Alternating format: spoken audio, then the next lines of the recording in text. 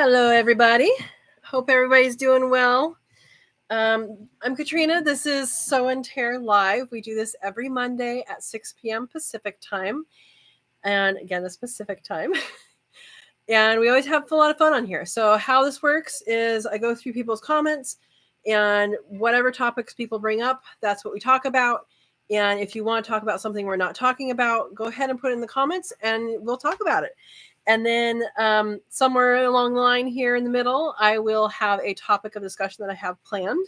We'll discuss that and see which ways we go with it. And then we'll continue on with the comments and what people want to talk about. So please keep your comments family friendly and have a good time. Welcome. I got to scroll up because you guys were here before me. All right. Hey, Aaron, first like and comment. Welcome. I hope everything's doing well over there. Joy is here from, hello all from Western Oregon. Hello, Joy. Hey, Vase Place is here. Second like and third comment. Oh my gosh, we're keeping track. Evening, Katrina, Aaron, and Joy. Good evening, Verna. I hope you're feeling good. I think you probably are at this point. Hopefully you are. And hopefully you're doing good. Hey, Kelly's here, Feathered Connections Homestead. Hey. Thanks for getting me on the right time zone, Aaron and Ed. Now I'll remember every week. All the different lives, they're all on different time zones. So I know what time they are at my time. I don't know what time they are at their time. It's okay. You can show up. You can rewatch it. Feathered Connections Home says, hey, Katrina, what are we learning tonight? We don't know yet. We'll have to find out. Everybody's saying hi. Base Place says, I think it's just you and I. Oh, no one was talking. Hopefully they're back. All right. 2-minute countdown. We're here. All right. Truck 3 Warden's here. Evening. Made it. Good evening. Welcome. S.O. Swanson's here. Says, I heard this is a good place to learn a little something. Like you're getting more weather, probably. Steve asked me last week about if our weather is done yet. The answer is no. The answer is still no. It will forever be no, I think. At some point, winter will be over, right? Everybody's saying hi. And hey, JJ's here. Hi, all. I'm not late this time. You were not late. I was a little late. Sorry, guys. To be fair, I was working on a video for you guys for Thursday. Please forgive me. Feather and Shell. There's my second one. I don't know who you are. Are you Feather and Shell? Is that Steve? Thank you. Welcome. Jesse's here. Good evening, everyone. Welcome, Jesse. And Verna wants chocolate. Verna, we all want chocolate. Chocolate is good stuff. All right. So probably was you, Steve, huh? Everybody's saying hi. Hello. Yes, and we missed Verna. On hers, she was feeling under the weather. Hopefully she's better. Let's see. Oh, Aaron you did go away and came back, huh? All right. Feeling a bit better. Good, Verna. All right. Deanna, welcome. Hello from PA. I think that's Pennsylvania, right? Welcome. The Steve B3. Hello to everyone. Hello. Welcome. Base Place says, wonder if the master procrastinator has started his sprouts yet. Well, I am with him and have not started mine. But I did start. If you guys saw my midnight planting video, I did start some peas, which I wanted to start. I did start some radishes and some garbanzo beans. If you saw today's video, you know that my tomatoes all sprouted. Actually, I think maybe all of them sprouted. And most of my tomatillos sprouted. and some of my peppers sprouted. So we'll see about the peppers, but I have some in my green stock from last year, so those I'll be okay with peppers.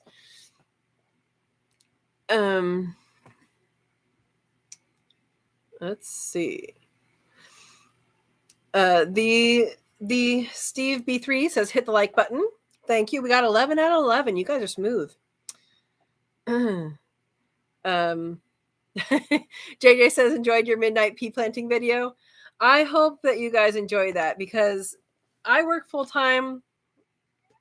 I just canned bunnies this morning and last night, the ones that we processed.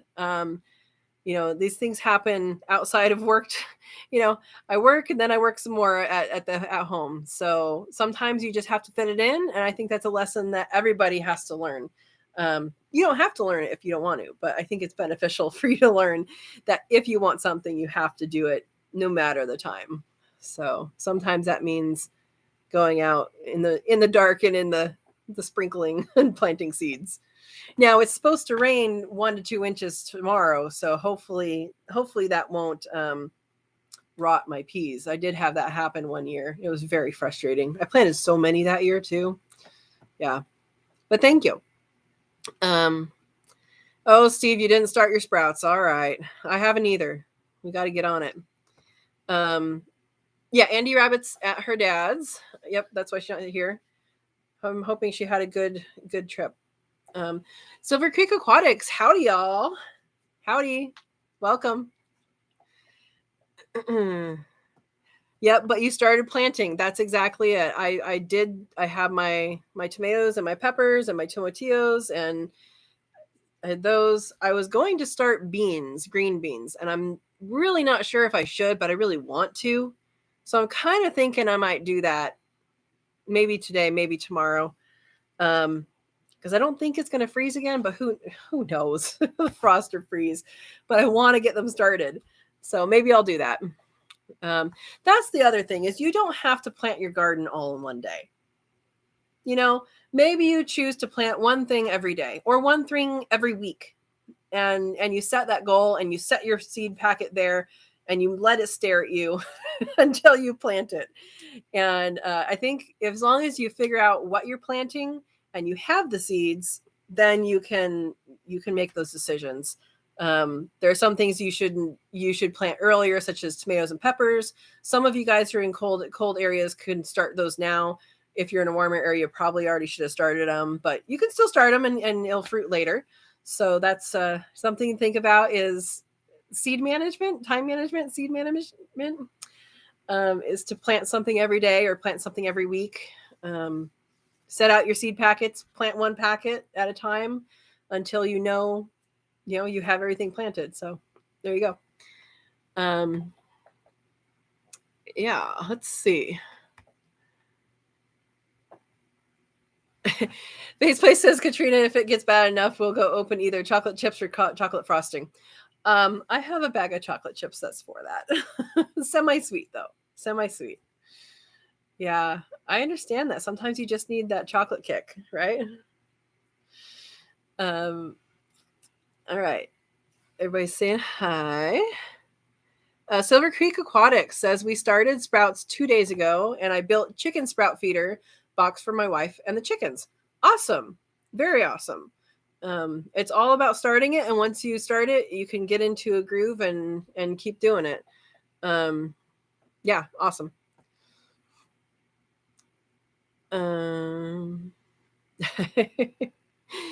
JJ says, we got snow, haven't planted the potatoes yet.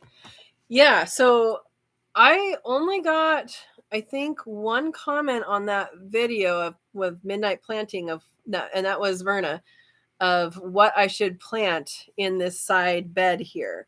If you guys have ideas, put that in the comments. We can talk about it here, but put it in the comments of that video. And I have some ideas of things I want to do, but I want to hear other people's ideas too, because you guys might think of something that I don't think of.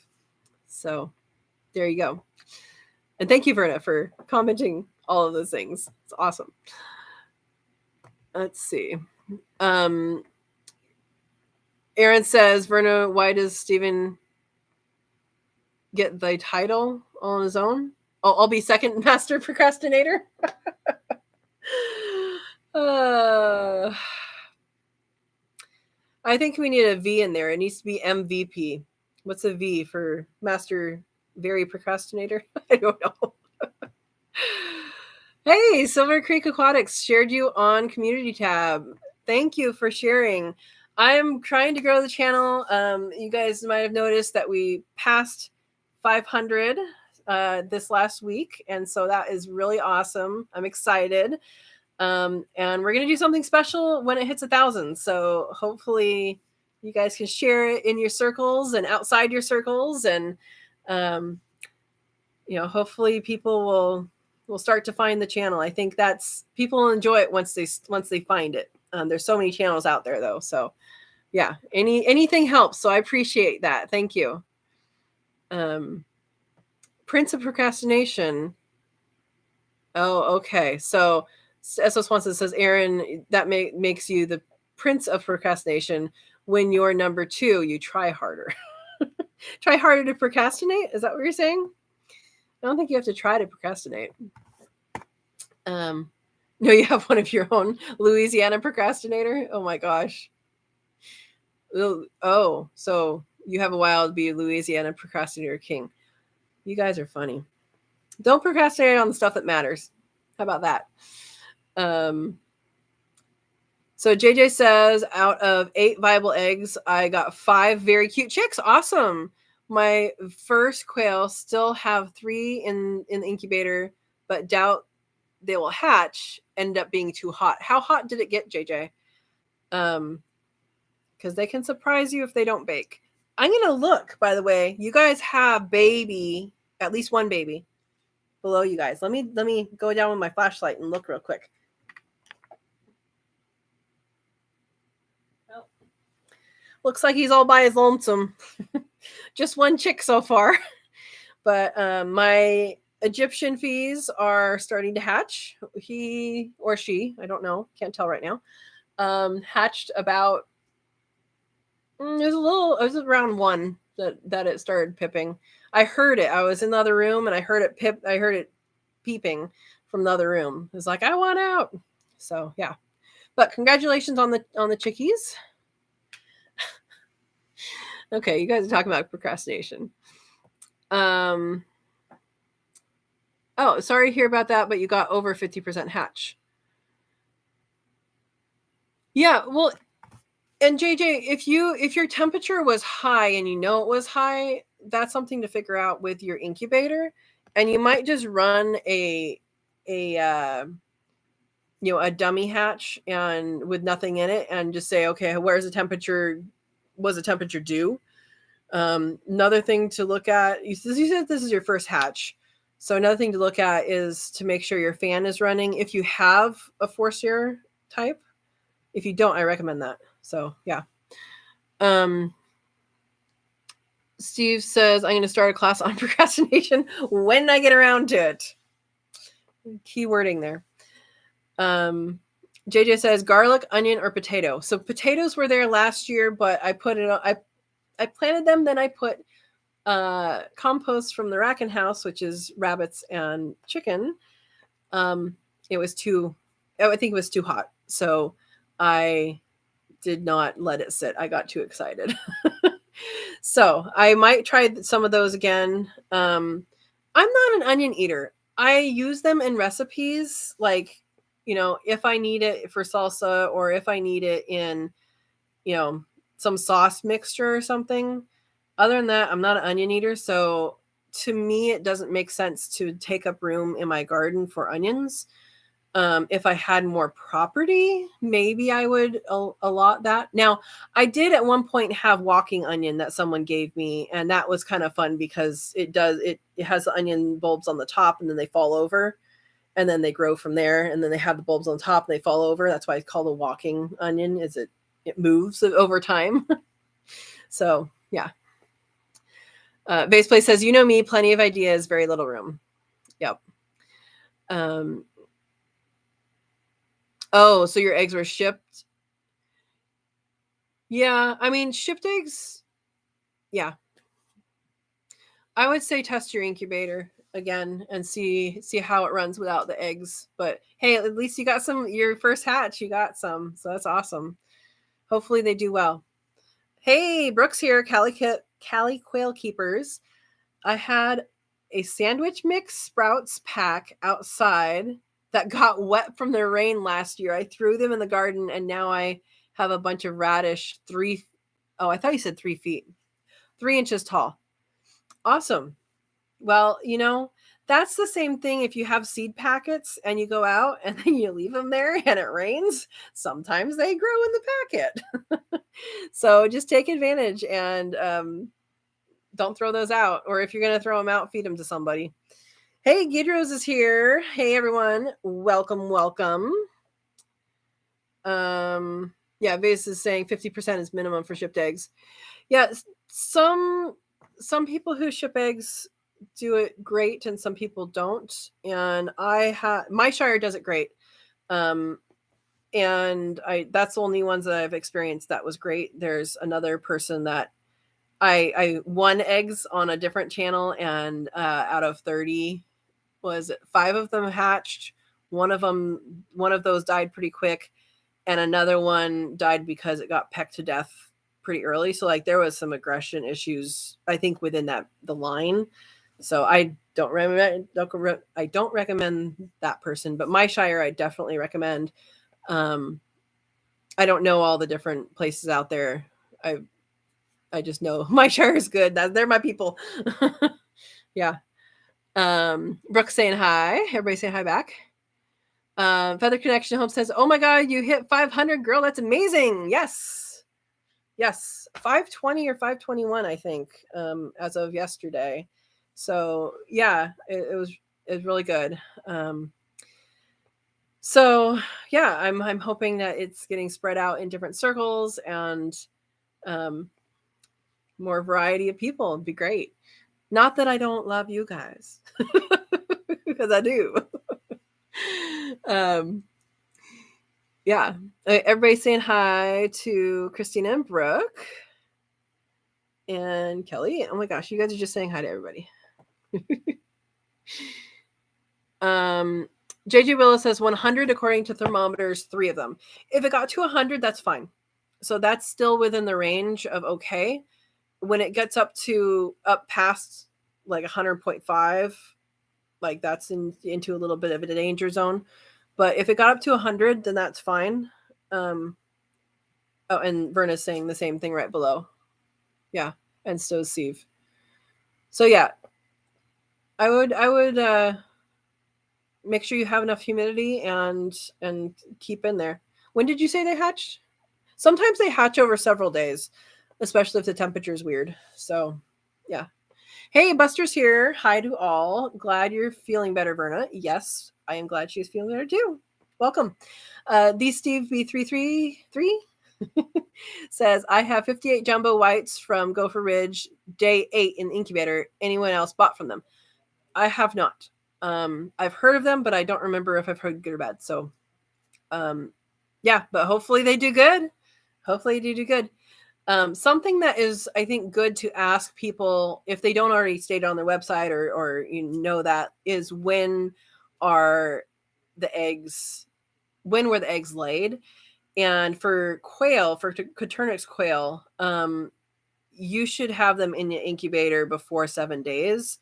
But if you don't, then it just loses a little bit of some of the fertility will go down, but you'll still get birds after 7 days. But I think the fast shipping and the safe shipping, I think is most important, because some people collect over several days and then they send you stuff, like especially if they're smaller. So I don't know that farm at all. I've heard their name. That's all I know. So hopefully somebody else on here knows them, have experience with them, and hopefully they're good.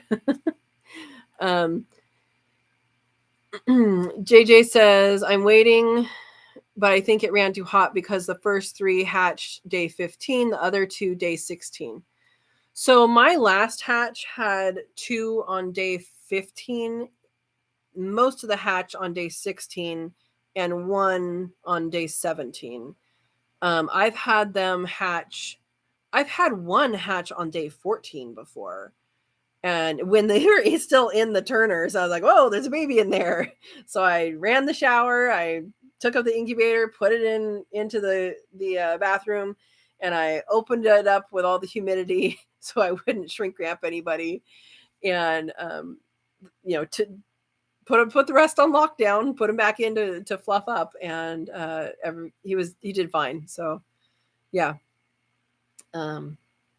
Base Place says, I love the flavor of cooked onion, but I will not eat cooked onion, only raw onions. Yeah, we've had this discussion before. I was the kid that pulled the onion out of the onion ring and ate the ring. Aaron says, I have tons of birds from HP. Is that Gopher Ridge, HP? I don't know if those are the same people. He's a good friend of mine. I moderate a few of his Facebook groups. Okay. I don't know if that's the same group. There's different initials. And JJ says he's on day 17. Yeah, hold out a couple more days. Silver Creek says, how do you feel about quail in aviary 6-7 feet tall? I feel wonderful. So, Silver Creek Aquatics, if you did not see my video last week, I think it was Thursday's video, about quail housing height, watch that video. If you're going to be doing deep litter, then like I do, make sure that wherever your deep litter is going to come up to, that you have 6 feet on top of that. So that's something that I did not think about, and mine's probably 5.5 feet now instead of 6. It's fine, but yeah, I would say 6 feet is completely fine from wherever the top of the floor is, meaning if you have deep litter, the floor height's going to change. So whatever the top of the floor is going up, I think that's great. As long as you also fit in it. So that's the other thing, is I'm starting to have to walk like this in that aviary with, not a giant bun on my head. So yeah, make sure it's comfortable for you to walk in, and it allows for any addition in floor height. But yeah. Yep, and Base Place says that's what I do. Yep. But I recommend you watch that video for the height stuff if you're doing that. And I have lots of videos on my aviaries. I need to actually make a playlist and put all those videos for aviaries in there. I think I need to do that. So I'll do that at some point. Hey, Diana Tuttle Tup Farms here. Hey. Hello. Welcome. JJ, sometimes when I'm like, oh my gosh, are they gonna hatch? Are they gonna hatch? They wait until you go to bed and then you wake up to chirps. So I wouldn't stress too much. Either they're gonna hatch at this point or they're not. And so I would take that stress off of yourself. Just make sure the humidity is okay. If you want to bump up the humidity, you can. To 75%. If you can go that high. I wouldn't go higher than that, but that could help them. But at this point, either they're going to hatch or they're not, and I would just relax and see if they hatch. And I know the first time you hatch quail, you're gonna be like, oh my gosh, what am I gonna do? Oh, I can do it right, or I'm doing this, and there's a lot of things that are new going on in your head, and that's something that you get better at each time you do it. So even Zach from My Shire Farms, he says, the percent hatch rate for people who've never hatched is lower than people who have hatched, 3-4 times. I mean, every time you do it, you get better at it, and you pay more attention, or when you're supposed to add water, or all of these things. So you will get better at it, and it's a learning process. And I think enjoying that process as a learning process, I think, is important. Now, here's something. It's not my announcement. It's not my topic of discussion, but we can talk about it. So My Shire Farm has put together My Shire Farm, Jasmine with Time and Timber, and Linda of hatching at home, they have put together a course called Quail University. It's Quail University, and they put together a 101 course, and it's actually really good. I looked at it. They asked me to review it, and it's actually a really good course. So especially if you're new, it really does give you the information in a spot that you can go back to and say, okay, where is this again? Now I have lots of YouTube videos on that, on raising quail and incubation and all that. In fact, I have a whole playlist on incubation and brooding. And I suggest you check that out if you haven't already. But the course I'm talking about is going to go live next week, and it's a good course. So I would say that. So yeah, you can watch yesterday's live from my shire. He talked about there, and then he talked about it on his Sunday before that as well. So yeah. Let's see.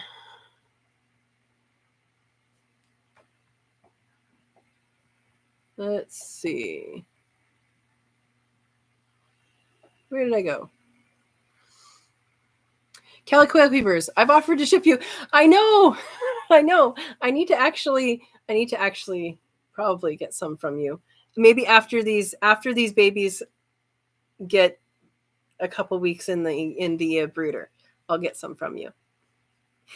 Cali Quail Keepers, I'm sure, is also a wonderful shipper. Do you ship outside of California, Brooke, or just inside California? That is a question that I don't know the answer to. And she has, correct me if I'm wrong, Brooke, she has celadons as well as, you have a lot of different types. Let us know what you have. Yeah. So Baseplay says she got a 64% hatch rate, and today is only day 17. Yeah. That works. Oh, yeah, Aaron, who is HP? Because I know who Hewlett Packard is, but I don't think that's who you're talking about. Started day 15, which is early. So JJ, day 15, I have had birds hatch on that day. And if you say that your incubator was running warm, that would make sense. So I wouldn't worry too much this time around about that, but it's something to watch in the future for future hatches. I mean, basically whatever's going to hatch is going to hatch right now, but for future hatches, I would try and regulate that a little bit more closely. And that's going to depend on your time availability and the type of incubator that you have, of how well you can regulate that. Yeah. Let's see. Oh, Aaron is saying he's the owner of Gopher Ridge. Got it. So this is the same person. Yeah, so Cali Quail Keeper is saying, JJ, your temp was too high. Yeah, which I think JJ knows. Must have gone hot when I didn't know. I've had that happen. Especially like if things are going well, you're like, okay, you check it a lot. And then you're like, oh, whoops, the water went down, right? Because it stays at a certain humidity. And then when the humidity drops, that tends to have an effect on the temperature. I don't know if anybody else observes that or not, but that tends to be when I have more temperature fluctuation, is when it's like, okay, well, the water just ran out and I wasn't paying attention. And that's when it happens. So like I said, the more you do it, the better you'll get at it. And the higher hatch rate you'll get. Yeah.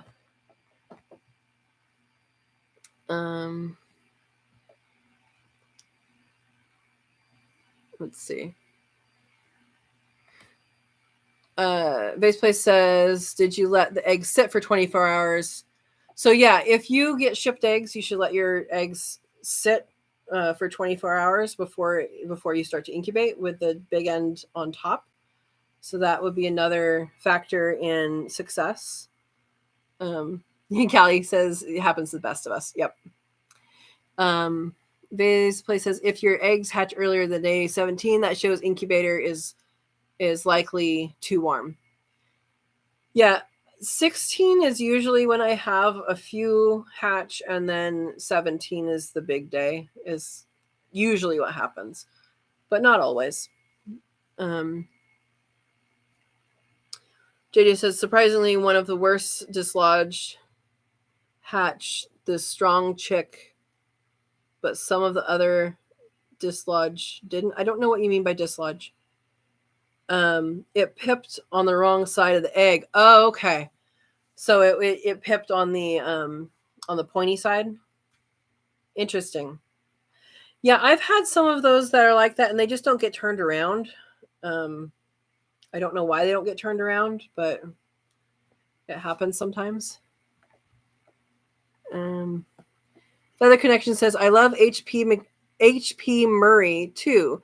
Tried them per Aaron's recommendation and love them. Awesome. JJ says some chicks. Oh, so their will is stronger than others? Yeah, that's for sure. Okay. Yeah. So Callie Quail Keepers is saying, basically, does the egg look like an egg, and was the pointy end face down in the turner?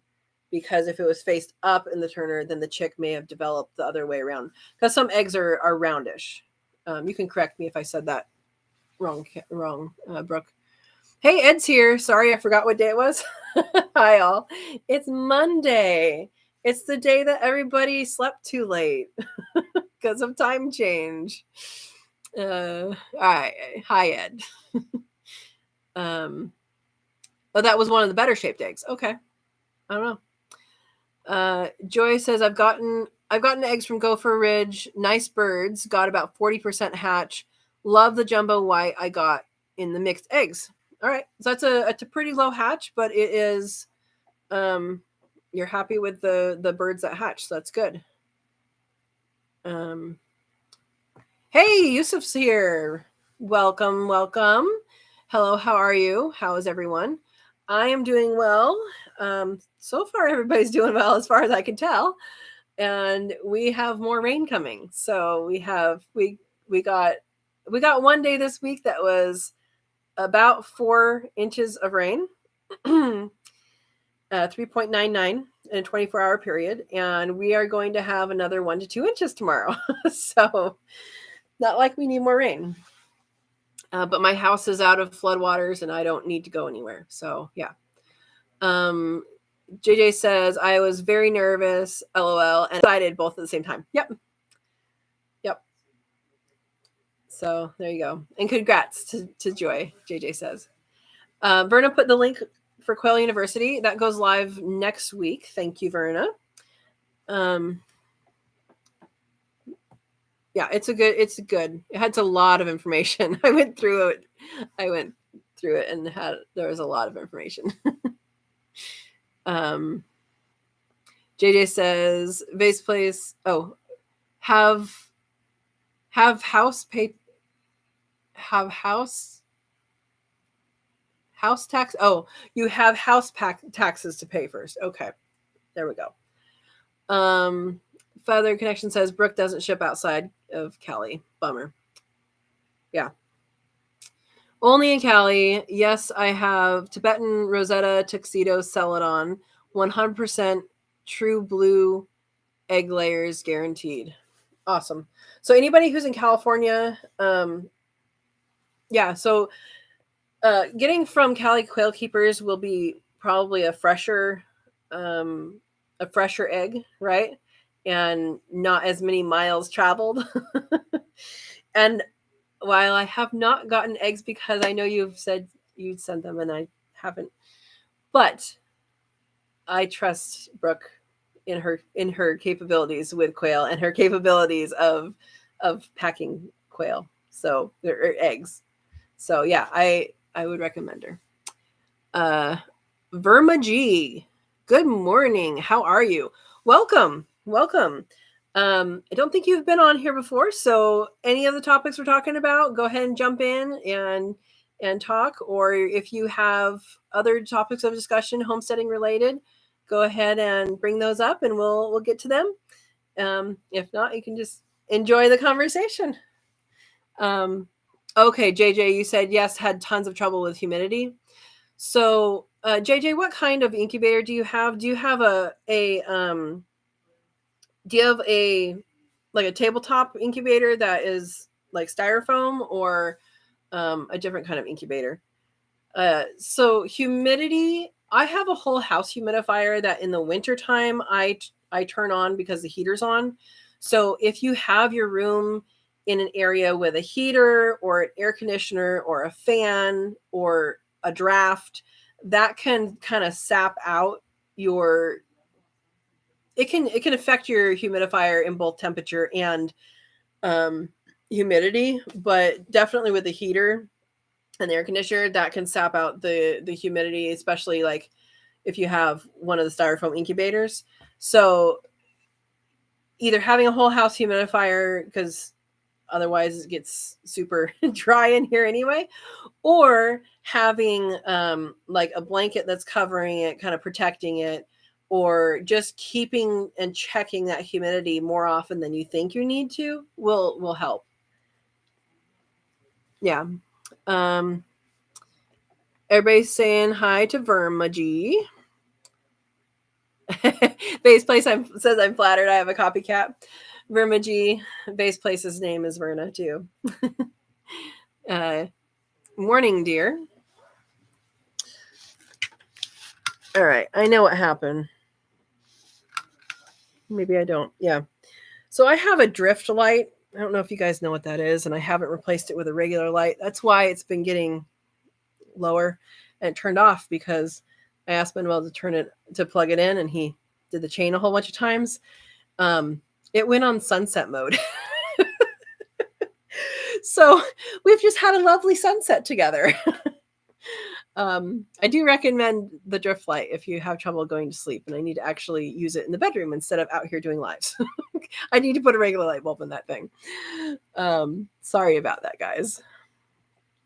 Let's see. Hey, Yusuf says, I'm doing a no-turn experiment with 80 eggs, which is scary. Yeah, so Yusuf, it would be interesting to find out how that goes. I know that not everybody turns their eggs. It makes sense to me to turn the eggs because that's what mama does with the nest. So I've had several quail go broody, and that's what they do. They turn those eggs quite a bit. And the reason for turning is basically so they don't get stuck on the edge of the eggshell. And, there can be deformities. There can be, they can grow funky. So that would be a reason for that. And so, Yusuf, if you can let us know once that hatch is done, what your birds look like when they came out, if they had any deformities or, leg issues or anything like that. Crossbill, I think, might also be that. Someone correct me if I'm wrong. So, yeah. But yeah, report back to us. Let us know your results of your research. Base Place is asking Vermaji if they're in the UK, because it's not morning here, but it is on the other side of the world. Feather Connection says, do you know why the eggs have to sit for 24 hours before hatch if shipped? So the reasoning for that is, so we all know, maybe we don't all know, but I know you know. So there's that air bubble in the top, right? So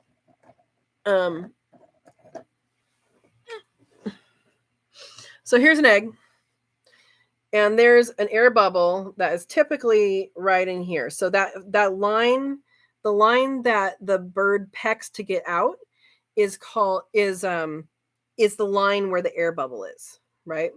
So that same line, if this has been in the post office and you've seen how some of those boxes look in the post office, it's been going like this, right? It's been going on a truck. It's been going on an airplane. It's been going over bumps and under, potholes and all that. And it's just been going all like this. So how do you think that little tiny thing feels? Is probably going, oh my gosh, what's going on with the world? So your eggs have gone through an earthquake by the time they get to you. And what needs to happen is that it needs to make sure that the air sac is all together and is all at the top before incubation happens, because it can settle up at the top. And when it's all at the top, when the baby bird is ready to hatch, what they do is they first break through the membrane that goes into that air sac, and then they can breathe, and then they peck around that line. So hopefully that was a good example. I'm not going to incubate this egg. Hopefully that was a good example. But yeah, they've gone through an earthquake basically, and they just need time to settle. And yeah. Base Place is telling Yusuf they will be well. Yeah, I think his eggs will do fine. I am curious to find out if there is any difference in his. Yeah. And yeah, Base Place is saying to let the air sac move into place. Exactly. Yeah. Hey, Verma G is saying that they're from India. Wow, welcome from India. What time is it in India? Because it's 6:43 at night here. He's saying it's morning. That's about on the other side of the world. Welcome. Good morning. So Verma G, do you raise animals or garden or have quail or anything like that? And hopefully you enjoy the discussion so far. So Yusuf says, I hope so. It's been scaring me. Yusuf, if the worst that can happen is you're going to have malformed animals, and you already knew that going into it, and I believe you've already dealt with this before, with having chicks that are not as strong, and that's something that you need to think about. And I believe you already have, you specifically already have, but that's something that a lot of people need to think about, is that when you have animals, you're responsible for the animals, but you need to have a plan of, if they're not doing well, if they're sick, if they're on their way out and will not survive, if you are going to take action or if you're going to let that play out. So those are your decisions that you need to make ahead of time. And of course you can change your mind, but those are things to prepare yourself for. And I think you probably already have, and you say you try not to think about it. Yeah, but you do need to prepare yourself for the what ifs, and just know that, yeah, things might be hard, but you need to decide what your decisions are. Think through this before you need to take action, or decide to take action, or whether to take action. There you go. Verma Jesus, thank you. JJ says, thank you everyone for the help, info, encouragement. That's what we're here for. And let us know next week if any more hatched. Yusuf says, yeah, so Yusuf is asking Verma in India, do you like Coturnix quail or what poultry? So if you like them or if you raise them. The Steve B3 says, I'm still confused on days. If you rest eggs for one day and put in an incubator at 8 a.m., the end of the day is day 1, correct? So the morning of day 15 is lockdown day, correct? Yes. So if you get them in the mail and you set them for 24 hours, setting them for 24 hours is the best thing you can do, because it allows it time to, to settle. And so once that happens, when you put them in, if you put them in the morning, then that's day 1. If you put them in on the evening, then it's day 0. So that's where the differences are. And then lockdown people do on either day 14 or 15. So honestly, it's 1 day difference. It's not going to make that much of a difference. But day 1 or day 0, it's day 1 if you put them in the morning, and day 0 if you put them in like afternoon, evening. So hopefully that helps you. Yeah. Ed says, no, I went to bed at 5 a.m. and woke up at 3 p.m. Finally got some good sleep. How, my gosh, I did not get good sleep because, of course, I had to wake up an hour early because we have daylight savings. I don't know who's saving up all this daylight, but I'm not getting it. That's a weird thing we have in the US. I don't know of any other country that does that. I have not investigated this, but I don't know of any other one that has.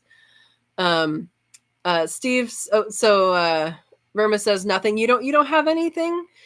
So you can grow anywhere. You can grow anywhere. You can grow on a windowsill. You can have animals in your apartment.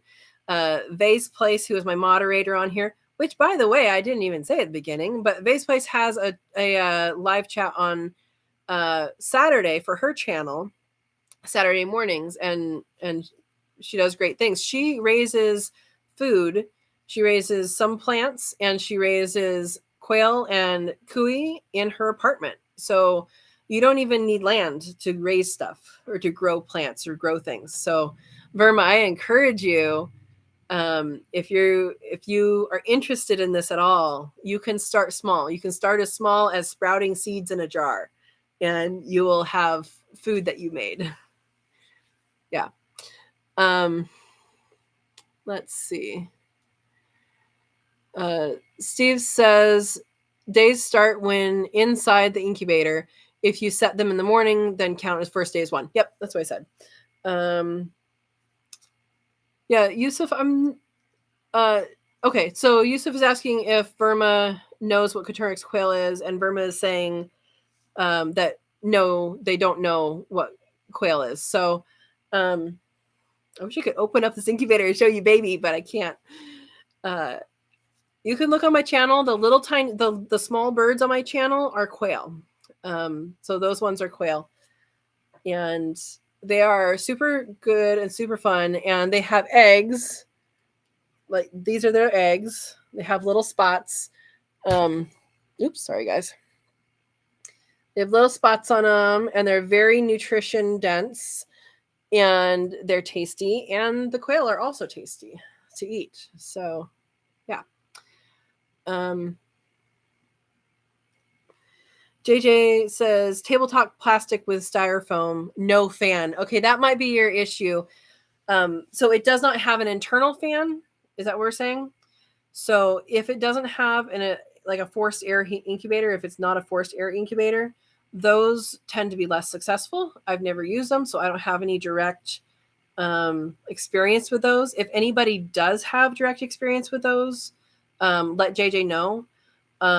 The newbie quail lovers group or quail lifestyle or self-sufficient quail, those would be good groups for you. I think you might be in some of those on Facebook, but I would ask someone who doesn't have a forced air, doesn't have a fan, what options you might have.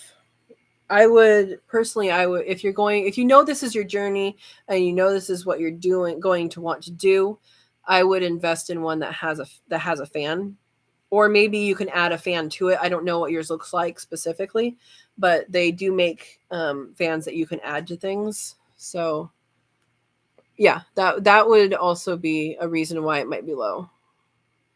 Because what happens with that is the air doesn't flow evenly, and it's not to the temperature and the humidity. I don't know about the humidity, but the temperature is not going to be even all over without that fan. So that might be an issue. And if it is, we've identified it, and you didn't do anything wrong.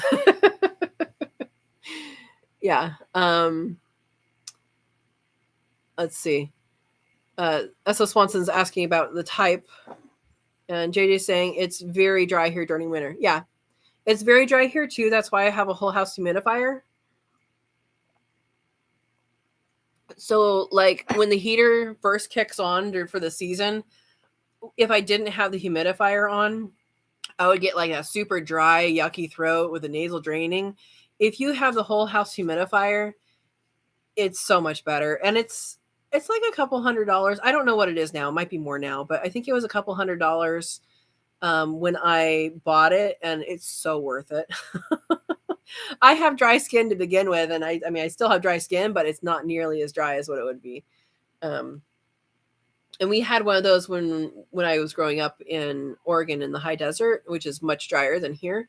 But we also didn't have a gas furnace, so that really dries things out. Yeah.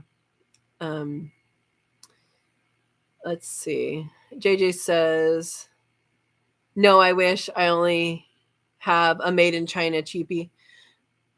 Yeah, if this is something that, so you can work with any incubator, you just have to understand how it works, right? So do test runs without eggs in it and see how it works. Measure different areas of the incubator. Some might be hotter, some might be cooler.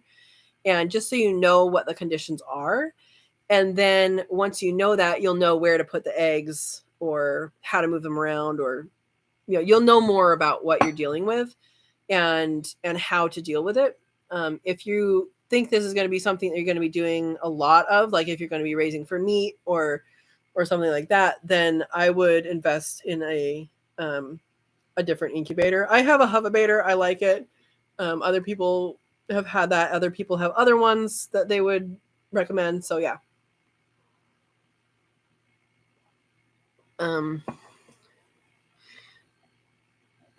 JJ is saying, glad you have joined us, Verma G. Yes, welcome. I hope you're enjoying the conversation. Eggs Poultry, welcome. Hola a todos. Welcome. Hello. I love that Vay's Place just says hi, eggs. I know you're saying hi to Eggs Poultry, the name. It just sounds funny. Welcome. Yusuf says it's day 17. They should hatch tomorrow. Okay, you're the ones that you haven't turned. Good luck. Let us know how it goes. Yeah, let us know how it goes. Feather Connection says, so it has to be a full 24 hours to rest. My Shire Farm recommends 12 to 24 hours. And when I talked to him about it, he says that he really recommends the 24 hours. Just because the longer you give it, the more chance it'll have to settle that bubble. And yeah. I'm copying what he has told me. That's all I'm doing. And so that's what I do with shipped eggs. With my own eggs, I guess my mom moved it. My egg turner, I leave it flat and not plugged in and not in the incubator, and I put them in there until I'm ready to incubate, and then I put them in. So I have them moving when it's my own eggs. If it's not my own eggs and it's a shipped eggs, I put them in the egg turner, not plugged in, to sit and rest. That way it's just a quick pick it up and put it in the incubator when it is ready. Yeah. The other connection says, oh yeah, did you get NPIP, Katrina? Did you offer ship eggs? No, I don't. Nope, I have not done that. I still need to get my business license. I have my egg handler permit, so I can sell eggs to people and to restaurants, and that's as far as I've gotten. And I know, Kelly, I talked with you about website stuff too, and I need to do that. Yeah. So home. Okay, so Steve says homestead to feathered connections. Most breeders recommend 24. You can shorten to 12, though 24 is best. Yep. Yeah, and JJ says 24, 48. I haven't heard 48, but yeah. Thank goodness my quail look good and strong. Yes. Nice, JJ. All right, Feather Connection says, ha ha ha. Guys, I think this is one of my issues, not letting the eggs sit long enough. For shipped eggs? Could be. Yeah, Yusuf says, yeah, I hate putting them down. Worst nightmare. Yep. I think the best thing you could do for that is to find a use for them after they've been put down. Maybe you find, if you have a friend with a snake that eats mice, it might eat birds too. That way it at least go to something, or at least compost it if you're not. That way it'll go to some use. Yeah. All right. I am going to stop right here. So it's almost 7 already, guys. When I started these lives, I was only going to go an hour, and now we've gone a lot. But topic of discussion time. So it's going to make this short because we're in discussion here. But my topic of discussion is that I want you guys to donate blood. Okay. I donated blood this last week on Thursday, and my blood has gone as far as Guam to help people. So I want to encourage you guys, if you can, to donate blood. And there are blood drives all over the world, and I know all over in United States. And if you get on a blood drive regularly, then you can get a schedule going. I do it every 2 months. That's what the schedule is for Red Cross. And so I encourage you to do that. Now, what does that have to do with what we're doing? It has to do with doing good things, right? Okay, but it also has to do with, we're going to talk about blood. So because I know a lot of people on here raise for meat. Not everybody does, but a lot of people do. So if you raise for meat, save the blood. If you don't raise for meat, and you maybe even if you're vegetarian, maybe ask your neighbors if they raise animals for meat. You can still use the blood if they're not using it. And I don't know how vegetarians feel about this, but I feel if an animal is dying, it should be used. So we put the guts to the chickens, and they eat what they eat, and then they churn the rest into compost. But the blood, I put a little bit of water in the bottom of the bucket, so it doesn't adhere to the bucket, and then the blood goes in there. Once I'm done processing, I add water, and I water my plants. So a lot of people will buy at the store blood meal, and literally all that is like dried blood. And you don't need to buy it if you have it, right? So you can add that nutrition to your plants, especially containers or those plants that have a lot of water going through them that might be leaching a lot of the nutrients through. And containers kind of do that. Anyway, I just want to encourage you to, 1, give blood, and 2, use the blood that you get from your animals for your garden. And if you don't garden, find someone who gardens and give them that resource, because it is a rich resource to use. So I know it's not Halloween or anything, but hopefully that's helpful to you guys. Let's see. Back to the chat. Aaron waits a minimum of 24 hours with the eggs in a hatching tray before you put my own eggs into the incubator. All right, that's good. Steve is saying someone needs more patience, Kelly, and that only applies to ship eggs. Yeah, mine end up sitting in the egg turners turning for a few days, because it takes me a few days to collect enough to do a batch from my own eggs. But they turn at such a slow thing. I think it's fine for my home eggs. Yeah. And Kelly's saying, yeah, I don't have patience at all for shipped eggs. Eggs Poultry is saying Coturnix. Yeah, Coturnix is, I'll spell it for you here. That's what Coturnix is, and it is a type of quail. It's Japanese quail. So that is, the Japanese quail is the kind of quail that really, it's the biggest. It's still a small animal, but it's the biggest, and it has, pretty good size eggs for how small the bird is. And it also, has a quick turnaround. So these are good things.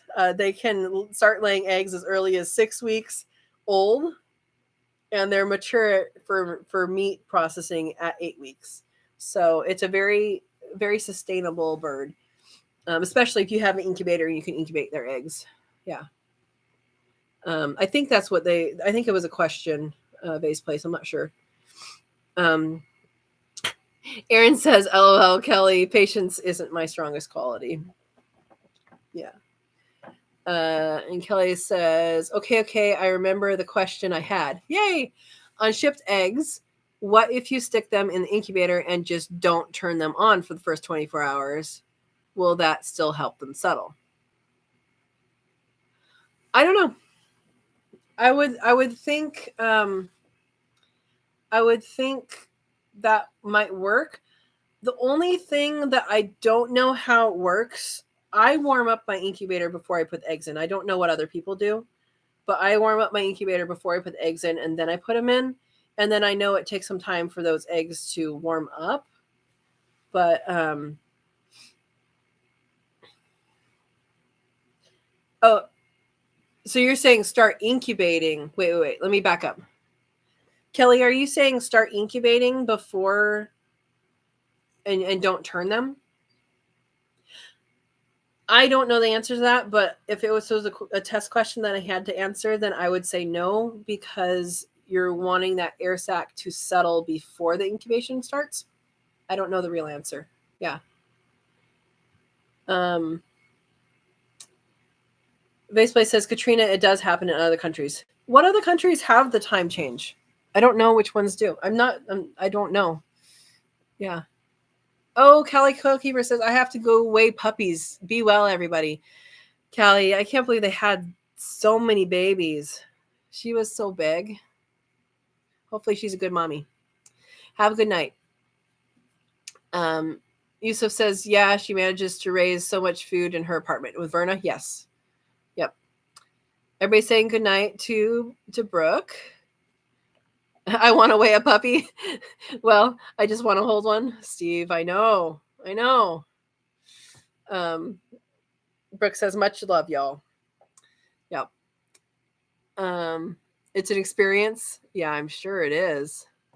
So Vase Place put a bunch of the Facebook group links if you're interested in joining any of the Facebook groups. Oops, and you guys jumped. There we go. All right. Let's see if Manuel is here. We have a Spanish. Manuel, are you listening? Are you listening? Sometimes he watches my video in the other room.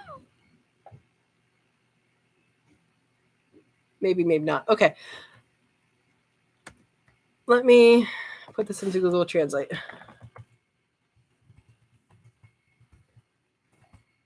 Let me see what you are saying.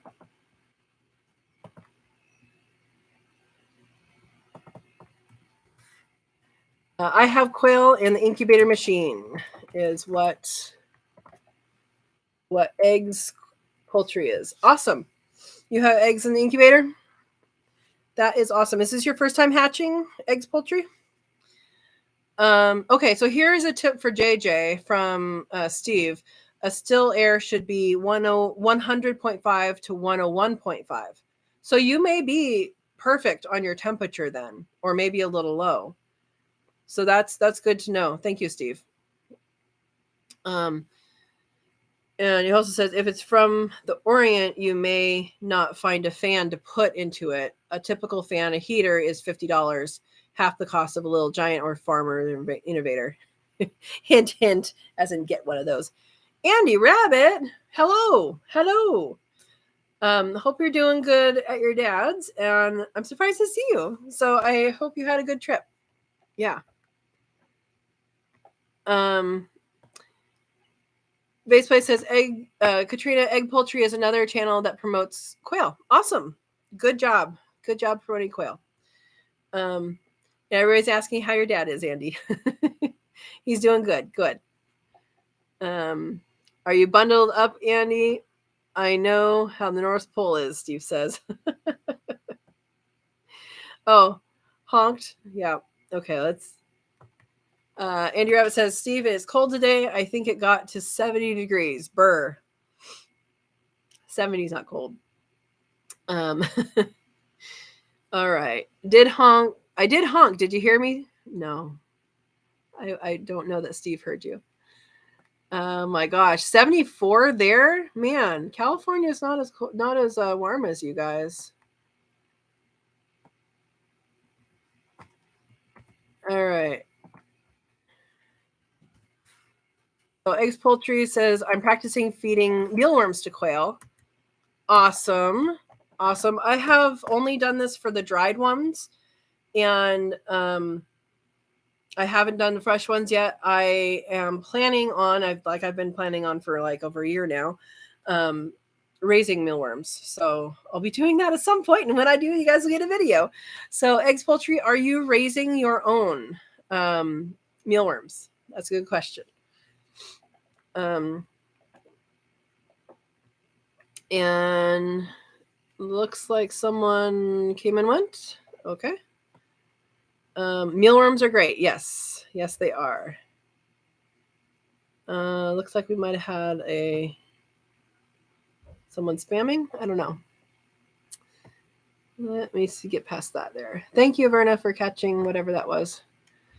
Made my own blood meal and bone meal. Yep, Andy Rabbit. Hey, Jasmine's here. Hey, sorry, I am catching the end. Yep, that's okay. You're here. Hopefully you have caught up on sleep and are cuddling some goats. Yeah. Jasmine's going to watch the replay. That's okay. We talked about, well, we talked a lot of quail, actually, which is good. She hasn't reached you just yet? Okay. Did I miss the first, that person's first thing? Maybe not. I don't know. Okay, sorry guys, I have to go back up. SS Swanson says, oh goodness, just moved my 32 10-day-old chicks to their clean brooder. I had to catch most of them midair. Yeah, butterfly nets are helpful. Butterfly nets are helpful. Yeah, JJ, so if you're starting out, quail jump, and they jump like within a few days, they start jumping, like this high. And within a week, they're jumping like this high. So sometimes when you open it, they shoot out. So you'll learn quickly. Most do jump. Yeah. Silver Creek Aquatic says UK time change in a couple weeks. Okay. So eggs, poultry says eggs and birds for meat. Yep, that's what I do too. That's what, as far as I know, everybody on here that raises Coturnix quail raises them for eggs and meat, which is good. And the meat's delicious. And so are the eggs. Andy Rabbit says, hubby told me I had 4 rabbits have babies. 2 litters didn't make it. Uh-oh. Both are not first-time mamas, so they are getting one more chance. Then I'll decide if they stay or not. First-time mom's doing good. Well, at least the first-time mom's doing good. How old are the not first-time moms?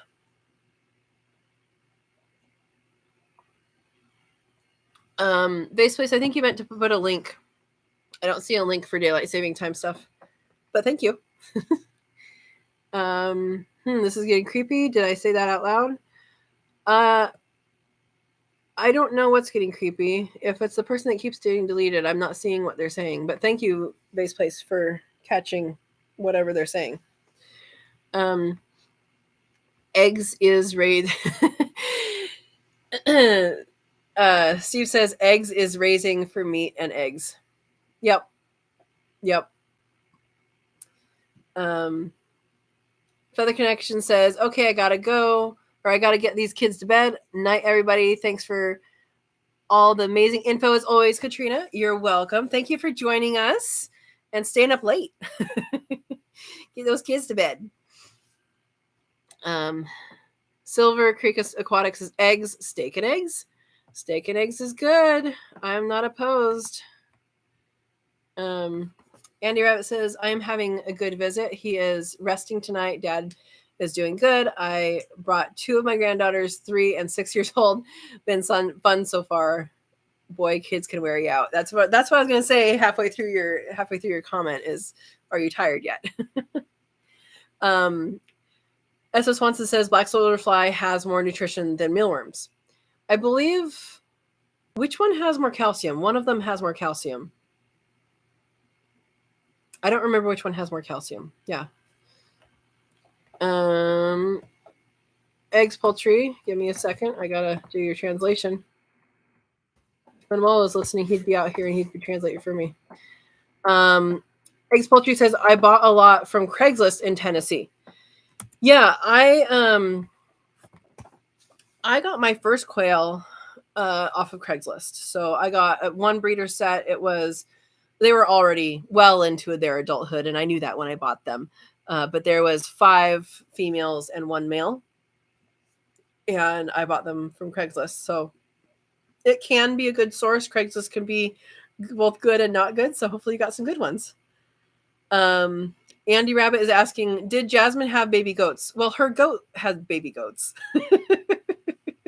Yes. And S.O. Swanson is asking eggs, poultry if they're in Tennessee, Tuasta, Tennessee. I know, Vay. Katrina, you need to make Manuel sit by you in all lives now. He's in the other room doing something. I don't know what he's doing. Silver Creek Aquatic says, yep, eggs, meat, and fertilizer for my fish tanks. Your fish don't make enough fertilizer for your fish tanks? Yeah, that's good. Fertilizer's good. And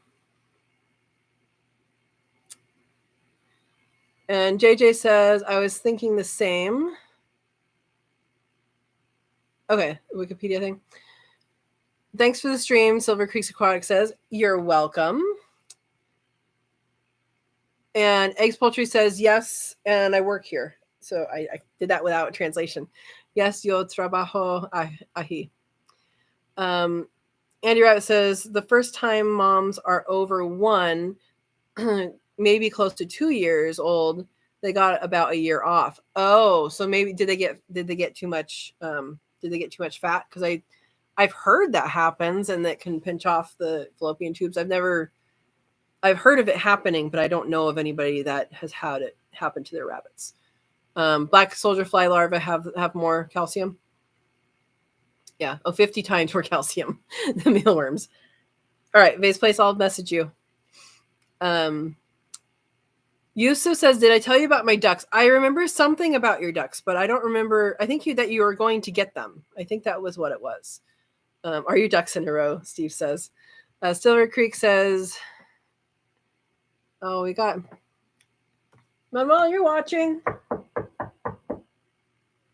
I don't even know if he's in there, if he's outside. My Spanish translator here. I sell aquatic plants and more for work, is what Silver Creek Aquatics is saying. Okay. Yusuf says 2 weeks now, khakis and peaking. I'm using their poop for the garden. Yeah, duck poop is special. I don't know which is stinkier, duck poop or quail poop. Yeah. What do you mean? Oh, Yusuf, Steve is teasing you. Are your ducks in a row is a saying, and it means that you have everything going on, like you have everything organized is what that is. That's what that means. Confusing the kid. Come on, Steve.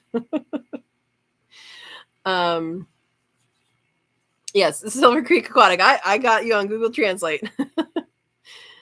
Jasmine says, sorry, I stepped away from the keyboard. Yes, 3 baby goats, and they are darling. Awesome.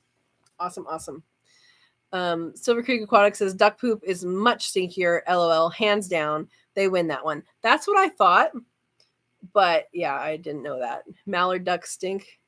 I'm not a fan of stinky ducks, Aaron says. So I have a story. I've told this before, but I'm going to tell it again. So I, for a short time, worked at, it was 2 seasons, worked in Illinois at the Forbes Biological Center. And they had ducks there in a pen. And the ducks in a pen is, they're basically keep them for when they need to trap ducks for research or, other things they're doing. And so those live ducks go in a pen, and then those ducks are like, oh, I can go in there too, or go in a trap. And they're like, oh, I can go in there. It's safe to get in there because there's other ducks in there. And so I asked them, I'm like, so does anybody ever eat the eggs? Because there's just eggs in there, and I didn't ever see anybody eating their eggs. That's not the first question. The first question was the first question is, why is there a biohazard sign on there? and the biohazard sign is basically there because the hunters were stealing the ducks out of their hutch. Maybe I shouldn't say that. Maybe someone's going to go steal their ducks. But the next part of it was I asked if anybody eat their eggs. And so I got to eat their eggs throughout 2 seasons. And that was my introduction to duck eggs. And they're delicious. They're really delicious. They have more yolk to white, just like quail eggs do. So it really good.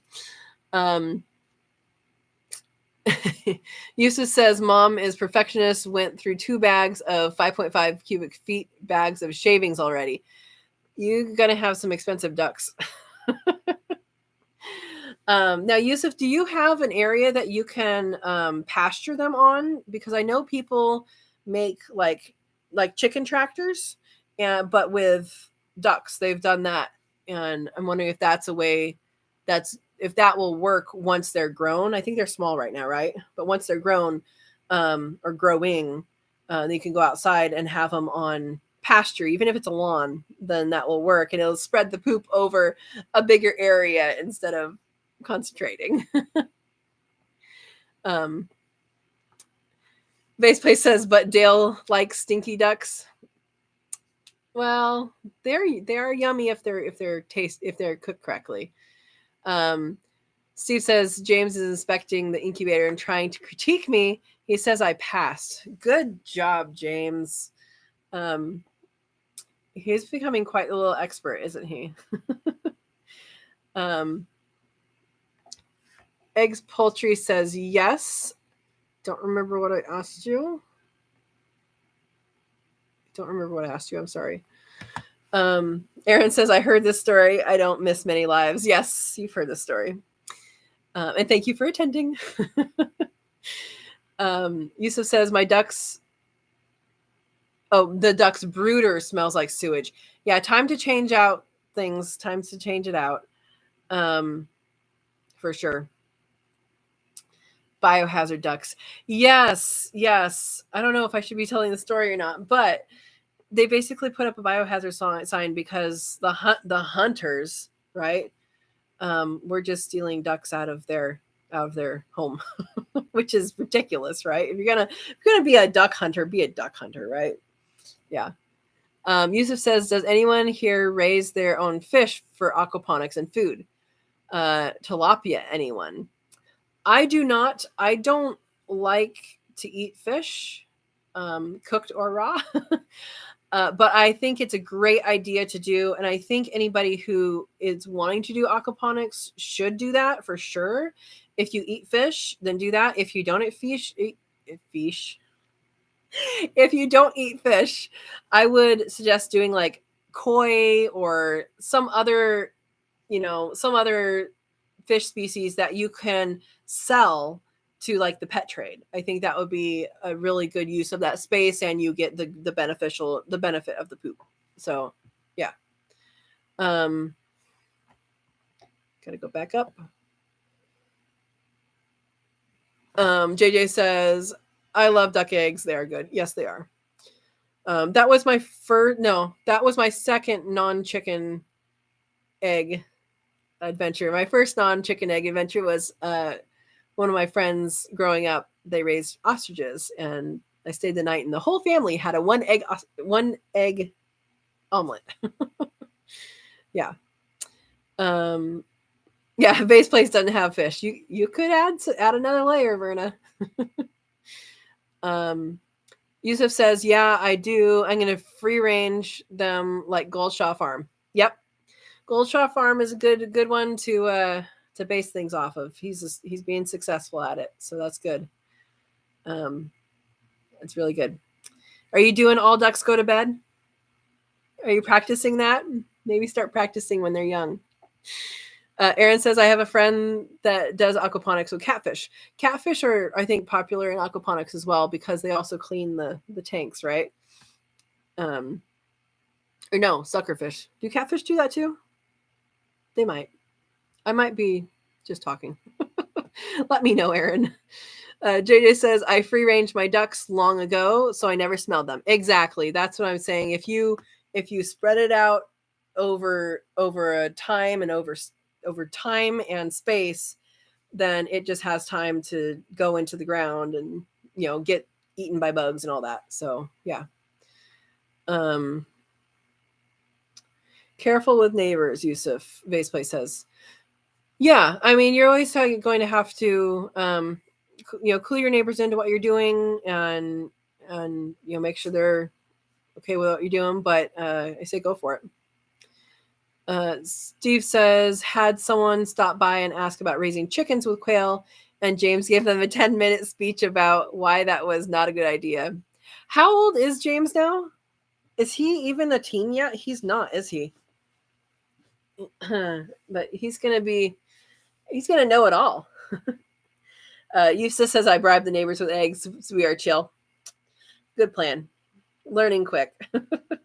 Yeah, I agree, Aaron. James is a smart kid.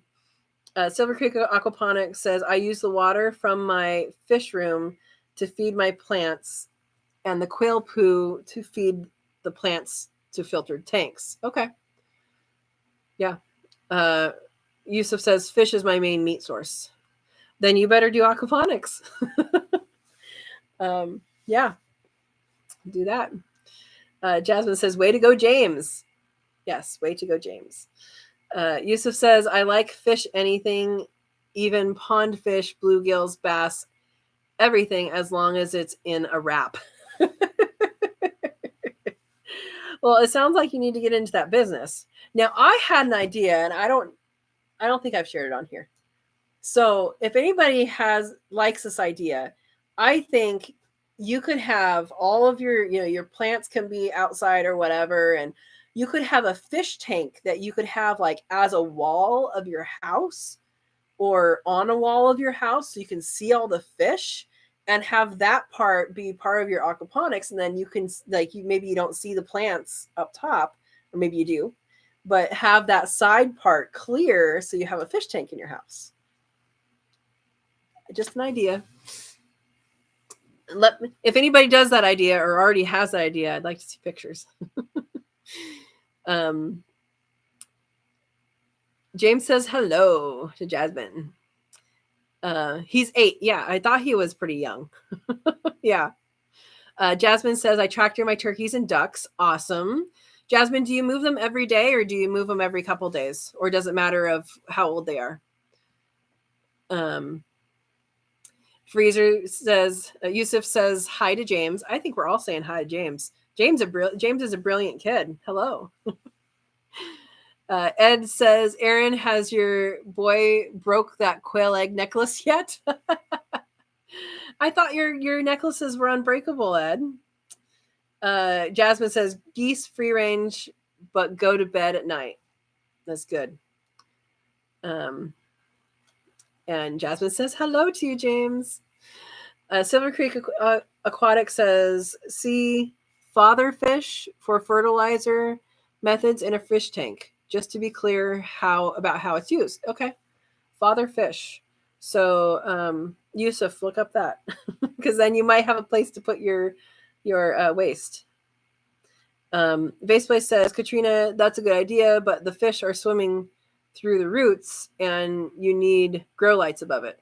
Yeah, that's what I'm saying is like maybe you have the plants above where you could have it in your house, but I was thinking like that the above part would be not in your living space. I don't know. I don't know. Just ideas. Someone can perfect them. Jasmine says, I usually move them every other day. Awesome. Yusuf says, do you have a fish tank? I do not. Growing up, my dad had a fish tank off and on when I was little. And we would, go to the fish store and pick out fish and all that.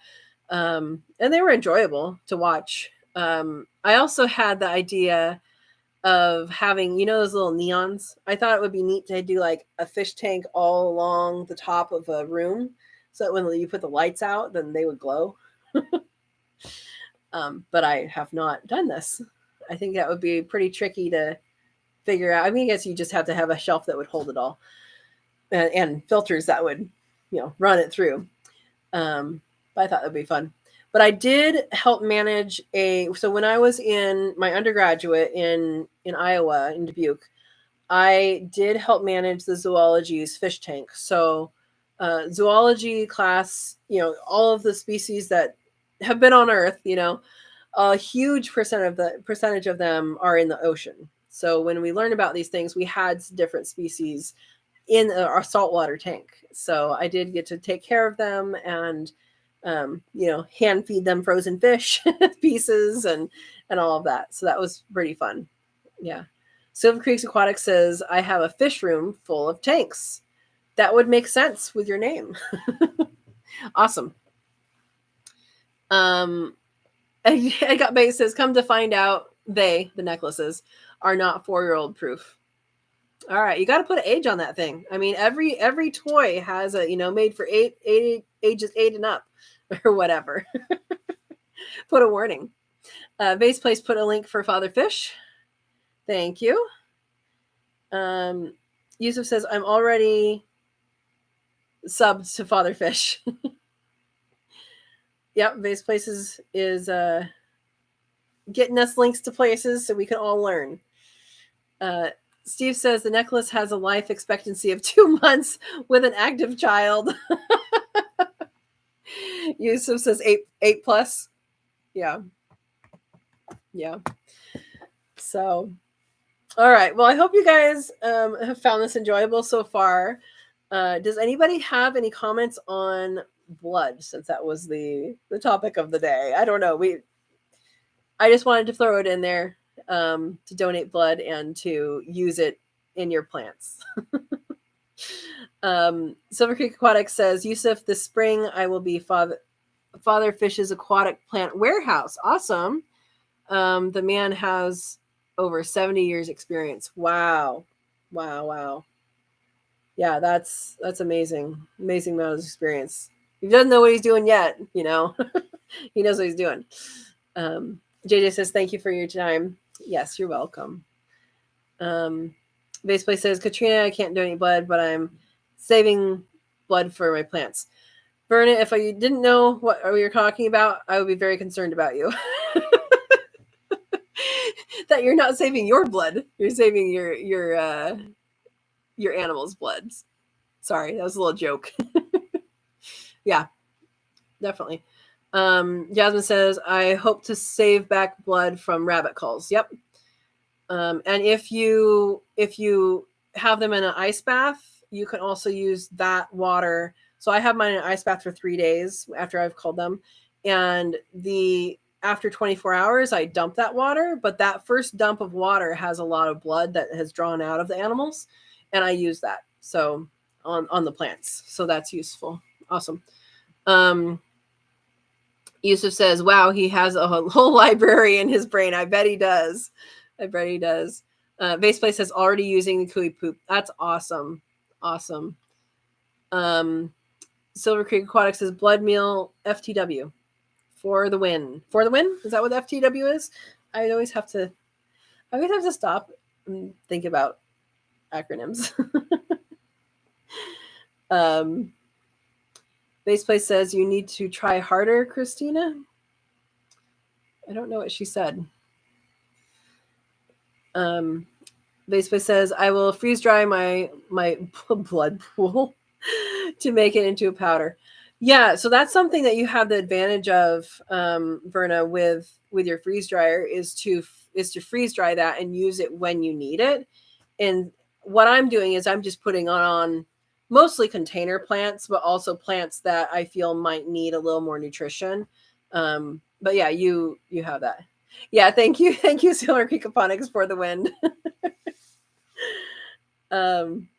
Try harder with my jokes. Yeah, it didn't work. Yeah, exactly, Steve. You meant Katrina, not Christina. It's a K thing. I get called all sorts of names. As long as they're people names, I'm okay. Jasmine says, I do dump the bucket that holds the cold blood, rinse water, and dump it in compost or in straw bales. I do straw bale gardening. Yeah. So dumping it in compost is another thing you can do if you're not ready to put things on plants or, any of that, then you can compost. Yeah. Vase plays. We're just teasing. Yeah, JJ says, cool, Jasmine. Yeah. Yeah, so use all of your waste is kind of the point of that. So, yeah. Yeah. Um so it looks like we're winding down. If anybody else has something you want to talk about, go ahead and say that now. If not, we might be looking at the evening. Let's give a minute or two to see if people are saying stuff. Faceface says if you guys keep it up, I'll have to run to the ladies' room. Yeah. Funny, right? Yusuf says, all right, everybody, wish me luck on my experiment and have a great morning and evening. Yes, good luck, Yusuf, and let us know how it turns out. Jasmine says, love that topic, Katrina. I thought it was a topic it is a topic for me because I gave blood last week. So I figured I should promote that and then talk about something else with blood that would apply to most people here. Truck the Warden says, do you have issues with animals trying to get to the blood? My bloodhound cross can smell anything. So I live in a neighborhood, and really the only animals that come into my neighborhood that are not mine are neighborhood cats, raccoons, squirrels, and birds. So I don't just take the blood bucket and just dump it. I actually fill it up with water and then dump that in different places, and then I fill up the bucket again with water and dump that water over where I just dumped it. So I dilute it, and I haven't had any issue with anything digging it up, or I haven't had any issues to speak of with that. So the good question though, because if you did that as a thick thing, you might have that as an issue. And I don't have a dog. I don't know if having a dog, if they might want to roll in it or something. I don't know. Yeah. So that I would watch your animals and see what they do. Good point though. Silver Creek Aquatics says space requirement for 500 plus Coternics in your opinion. How are you raising them? So, 3 per square foot is what is recommended for cage system. I have mine in an aviary. I've had them I have one aviary that's about 70 square feet. I have had more than 70 birds in there. You do have to do a lot of poop management with that.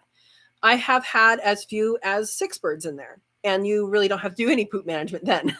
So I would say look at your space available. So my space is very small because I have 7,000 square foot lot, which has my house on it and the garage and screen and porch, and then my growing space, right? So I have to use a smaller area. If you have a larger area, you can do a large aviary and fit a bunch of birds in there. Note that if you are doing aviary style, it's an Easter egg hunt every day. If you're going for efficiency and you just want the eggs, I would do cages with rollouts. I don't have experience with cages with rollouts, but that seems to me that would take the less time to do. So that would be my recommendation. I would do a sex ratio of Coternics, 5 females to 1 male. And that could mean 5 females to 1 male, and that's it. Or it could mean a bunch of them living together and you have that same ratio and you have 30 birds in there, 36 birds in there. And you have that same ratio and they are all in together. So I hope that answers the question. It's going to depend on two things. Three things. What is your space available? How do you want to grow them? So do you want them to have more natural setting like an aviary, or do you want to have like more efficient, tight space setting, such as a cage system? And then three, what is your goal with it? So you're going to have more ease of access to everything in a cage system with rollouts, and you're going to be Easter egg hunting every day in an aviary, which is not bad. They tend to lay generally in the same locations every day. It's just not all in one location. So like I have a few that I know are going to lay over here, and I didn't. How many did I pick up? Oh, I didn't pick up that. Oh, let's look over there. Okay, there's the egg. That's usually what happens in an aviary setting. So yeah. Let's go up here.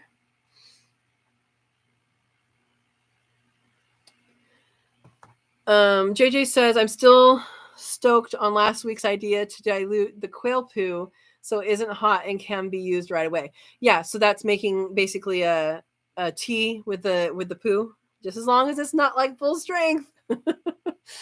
Yeah, so you can do that. You can do that with manures. You can do that with like comfrey. You can make a comfrey tea.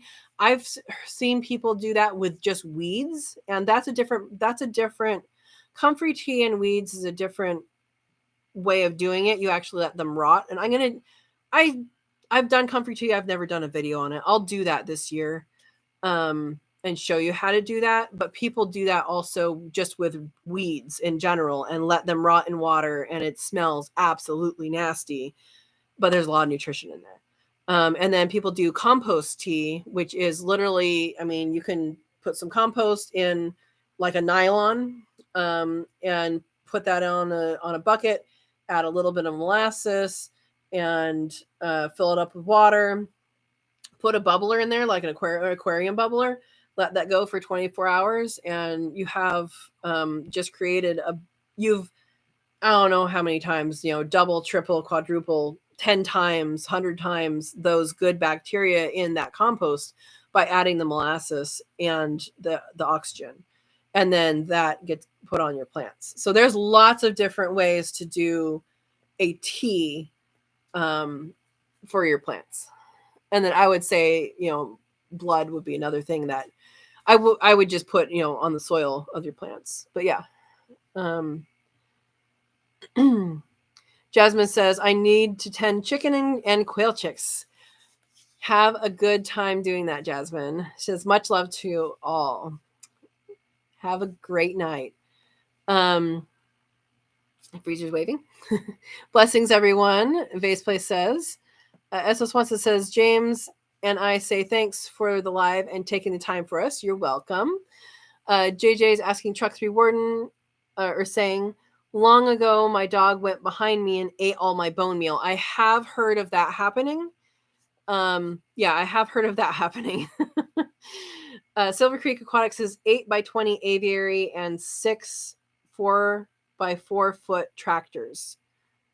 So tractors and aviaries. I'm not going to do math right now, but I honestly, if you're going to do aviaries, if you're going to do tractors or aviaries, I would definitely do 6 feet or higher from where the top of the floor is, if you're going to add material or not. And then the amount that you put in there is going to depend on how much poop management you're going to want to do. And for a tractor, that might not matter. If you move that every day, you could have, maybe you have the 3 quail per square feet in there. If you move every day, I don't think that would be an issue. For an aviary, I wouldn't do that many personally. I wouldn't do that many. You could, but you would be turning the poop constantly. So yeah. Let's see. Base Place says, figure this 3 quail per square foot if cage. For aviary, Katrina can help the best. Yeah, for aviary, I think you could do 3 3 quail per square foot. But the key with that is that you would have to manage that poop. If you have managed them in a setting that is a cage setting, you know you're going to be cleaning that poop tray every single day. And with an aviary setting, it's going to be the same way, except for cleaning the poop tray is basically shoveling and turning your deep litter, so your wood chips. And if you want to do that every day, that's fine. If you want to do it twice a day, that's fine. But I have a feeling that less is better, because once you get a lot in there, it's just going to build up and you're going to get tired of doing it. So you're welcome to try it for a while and find out what density works best for you.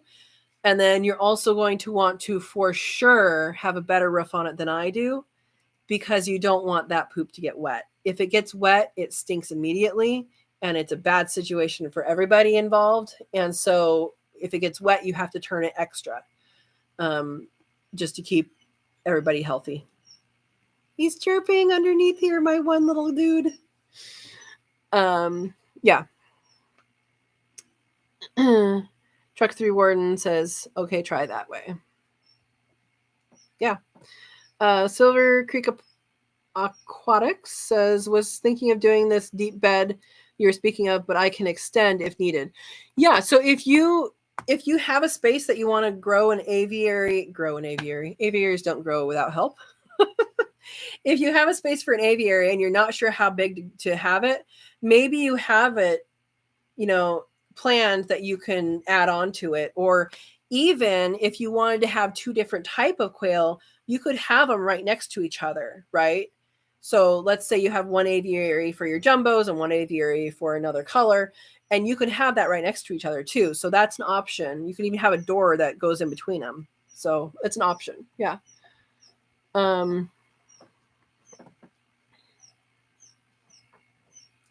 Let's see. Andy Rabbit says, I add some water to my blood too. I also bury the guts if the quail, of the quail and feathers also. I haven't had anything get to mine. That's going to totally depend on how deep you dig it and what your predators are, and if you have a dog that likes to dig. Yeah. Silver Creek Aquatics says, we love Easter egg hunt. Then do it. 3 kiddos, they love it. Do it. Do the aviary. I think the birds are super happy in the aviary, and they have stuff to do. They love every time you turn over the deep litter. They kick. I mean, they're just so happy when you see it. You can tell they're happy. I would also give them a sandbox as well. Base Play says, Lucy licks up the quail blood, but when I do the blood meal, she will not be able to get to the containers. Yeah. 5-to-1 is what Silver Creek Aquatics runs mostly, except in the loft. I have 3 broods in there. Yeah. Truck 3 Warden says, Rufus is your dog. Rufus can sniff out anything with that nose. Any feed, poop, etc. I'll just have to put it in the garden and hope he doesn't jump the fence. Silver Creek Aquatics says, I keep dove, pigeon, and peafowl as well. I have 3 flocks in with the pigeons because they are never on the ground level. Yeah, lots of cleaning. Yeah. I don't know where you are, Silver Creek Aquatics, but I know band-tailed pigeons is a pigeon that we have. It's a wild pigeon, native, that we have here in California. I don't know. I should know, but I don't know what their range is. But they're having an avian trichinosis outbreak that is starting to affect some people's chickens. Like, we need another thing to know about, right? Anyway, so I would just say, I don't know if that species is where you are, but if they are, I would definitely keep an eye out for, trying to keep them away from your aviaries. Baseplay says, poop tea needs to age a day or 2 before using. I think Dale uses his later that day. I think he's the only one that I know that does the fresh stuff. Jasmine, you're using acronyms that I don't know. KNF and JADAM composting. All right. Andy's missing her animals. Yep. I can tell. Silver Creek Aquatic says, I'm all about poop management. It's gold to me. Yep. Yeah, and the thing is, if you use a deep litter, it becomes compost. So that's good. Even thought of getting alpaca just to have extra fertilizer, and they are amazingly clean. Also, they poop in one spot all the time. They have their little latrine. Yeah. Hi, I'm Silver Creek, and I have an animal problem. Don't we all, right? Base Place, if you think you have an animal problem, you should see my apartment. She has a lot going on in there. Steve says, I do not have an animal problem. That's my story. I'm sticking to it. Man. JJ says, I kept checking on my chicks, and it was yours that was chirping, not mine. It's just one, I think. Let me check again. Oh. We have 3. 2 hatched while I was talking to you guys. We have 3 babies below you. That's funny, JJ. I've had my quail respond to quail on videos that I'm watching too, or themselves in the video that I'm editing. Aaron says, I don't have any problems with my animals. Exactly, Aaron. Base Place says, yep. Oh, you have dog fencing now, JJ? Yeah. Silver Creek Aquatic says, Vay, you should see my place. I have over 200 fish. Ooh, it just jumped. 150th birds, dogs, sheep, geese, cats, and the spring will have a massive amount of quail added. That sounds awesome. As long as you have the space for them and you're keeping them clean and fed and cared for, that sounds awesome. 2 dozen quail harvested about 30 a few months ago. Yep, in Texas. Okay. Andy's in Texas right now too. The chicken problems are happening here too. Okay. Mine have had the sinus issues, but that's it so far. No pox types or anything harsh, luckily. Yeah, that's the avian trichinosis. It's something that if you catch in your animals, you can medicate for, but I all I know is what I've read. That's all I know, which is I'm hoping that's all I need to know. Steve says Texas is nowhere near the North Pole. It isn't so. All right, you guys saying where you are.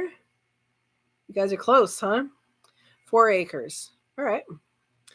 Vase says she's in 3-room apartment. I have set up to run 120 quail, Lucy, which is a doggy, and 13 cooey. Nice. Andrew Rabbit says, woohoo, Katrina. Woohoo. I don't know what we're woohooing, but yay. Silver Creek Aquatics says, oh, they're cared for. I'm a weirdo that loves animals more than anything. I call myself an Adamite, living as close to that love for animals as one can. Awesome. Oh, and Base Place is also squeezing in a hydroponic garden too. Yes. Good job. All right. Well, I think that's it. I think we're almost 2 hours, so I think we're good. And so everybody plant something.